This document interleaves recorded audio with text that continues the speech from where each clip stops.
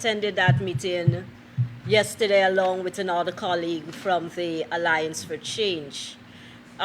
Questions were raised by a few of the smaller parties, specifically what happens after the votes would have been totaled, should that join a list of small parties be eligible to name a representative to sit in the National Assembly. Which party would have that responsibility?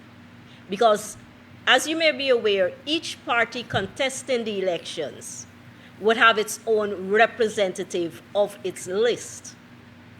But on the day of tallying the votes for those parties, the votes are tallied together. And if there are sufficient votes for that joiner list from the parties to be awarded a seat in the National Assembly, their question basically was who will be the party or the representative to name that person. And this derives from what happened with Asha Kissoon, who was squatting in the parliament. We had legal opinions, but I can tell you, the Guyana Elections Commission has not thoroughly, if at all, examined that issue. And so Guyana Elections Commission at yesterday's meeting could provide no advice for those small parties or for any of the parties sitting there. Now, compound with that, Guyana Elections Commission does not have a legal officer. And so we're heading into an election. Those small parties are working diligently, working very hard, trying to get their list together, trying to get their signatories together, making themselves eligible to contest the elections.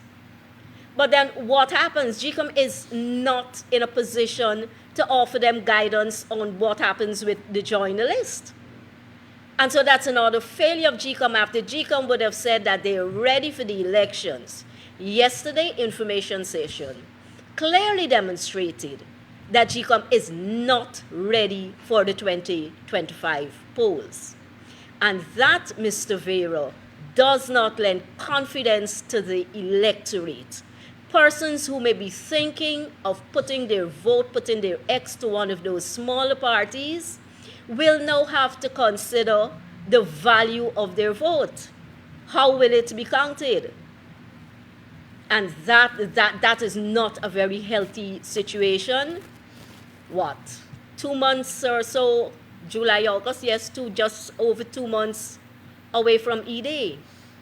And so GECOM has a lot of groundwork. They said that they're going to get back to us with some information on that. After 2.5 years of that issue not being addressed, I have zero confidence that it will be addressed in 2 months.